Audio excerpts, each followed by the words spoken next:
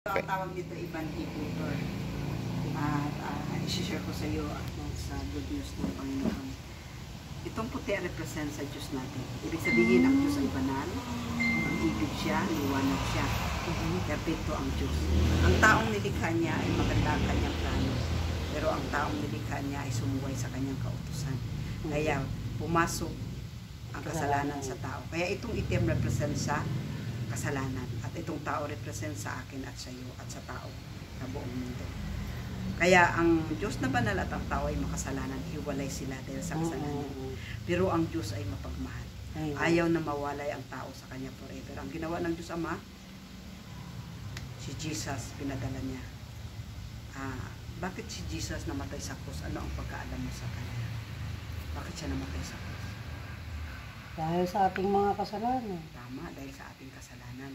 Sabi nga sa Bible, si Jesus yung nagsikripisyo para mapatawad ang ating kasalanan sa pamamagitan ng kanyang pagpapako sa krus, ang kanyang bubukong na bayan para sa ating kasalanan.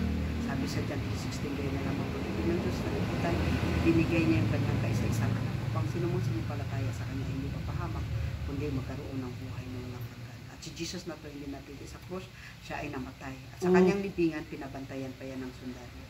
Bakit ate si Jesus, nung kanyang libingan, pinabantayan pa ng sundalo at nilagyan pa ng tali? Ano yung rason? Anong rason? Hindi makatakas. Oo, para hindi makatakas. Tama. Para walang makakuha sa kanyang bangkay. Pero si Jesus, hindi na siya natiling patay, ay siya ay muling nabuhay. Bakit siya ay muling nabuhay? Ano siya para sa iyo? Ano si Jesus para sa iyo? Bakit siya ay muling nabuhay?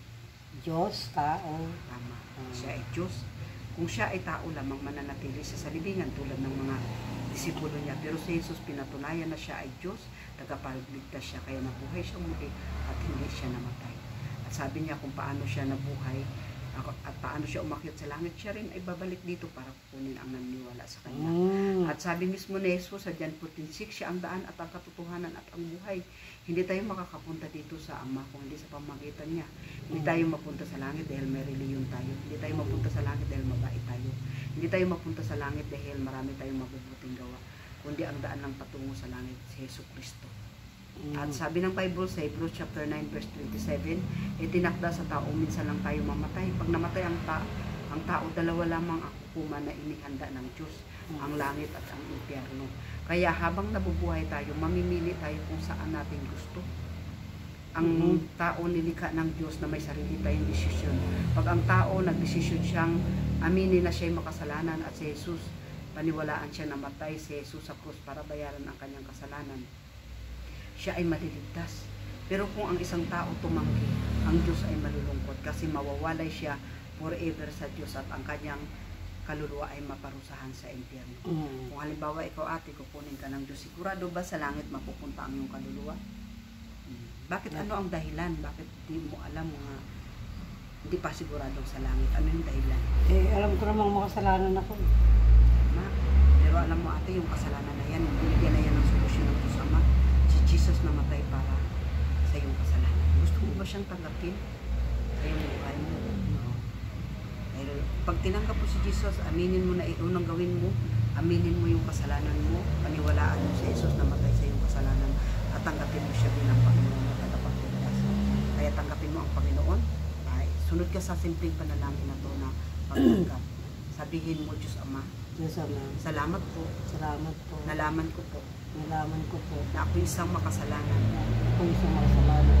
at ipinadala mo At pinadala mo ang iyong anak na si Jesus ang anak na si namatay sa krus namatay sa para tubusin para tubusin ang aking kasalanan. ang aking kasalanan. Panginoong Jesus, Panginoong Yesus, inaamin ko po inaamin ko po ang aking kasalanan. ang aking kasalanan. Patawarin mo po ako. Patawarin po ako. Panginoong Jesus, Panginoong Yesus, tinatanggap kita tinatanggap kita bilang Panginoon bilang Panginoon at tagapagligtas at tagapagligtas ng aking buhay. ng aking buhay. Ako'y naniniwala sa iyo. Ako'y naniniwala sa iyo. Ikaw ay namatay sa krus Ikaw ay namatay sa at krus muling nabuhay at muling nabuhay para iligtas ako. para iligtas ako. Salamat po. Salamat po. Amen. Amen. Ngayon tinanggap mo na ang Panginoong Jesus, ikaw ay pinatawad ng Panginoon at ikaw ay anak ng Diyos. Amen. Dahil ikaw ay anak ng Diyos, kung saan nakatira ang Diyos, doon ka rin ititira. Kaya may 4 na bagay ka para lumago ang iyong pananampalataya. Ito yung 4 na bagay na gagawin mo. Una, panalangin. Ibig sabihin ng panalangin, kausapin mo ang Diyos. Pwede mo kausapin ang Diyos sa anumang sitwasyon sa buhay mo. Pangalawa, magbasa ka ng Biblia. Importante yan. Paano natin malalaman kung sino ang Diyos kung hindi tayo magbabasa ng Biblia? Paano natin malalaman ang utos ng Diyos kung hindi tayo magbabasa ng Biblia? At dito makikita natin sa Biblia ang promesa ng Panginoon at ang warning ng Panginoon. Tapos itong pakikipagkamay, ibig sabihin kung kasama ay masama, mapapasama ka. Pero pipiliin mo yung kaibigan na dadalhin ka sa pagpalapit sa Panginoon. Kung mag-invite sa iyo nga magsimba at mag-aral ng salita ng Diyos, huwag kang tatanggi, umatin ka sa kanila. May mag-invite sa iyo na mag-Bible study, attend ka. May invite sa iyo na mag-prayer meeting, attend ka para lumago ang iyong pananampalataya. Makikipagkaibigan ka sa mga taong nagmamahal sa Diyos at sa kanyang salita. At itong course, ibig sabihin, tulad sa akin, nag-share ako tungkol kay Jesus. Gusto ng Panginoon, i-share mo rin para sa iba.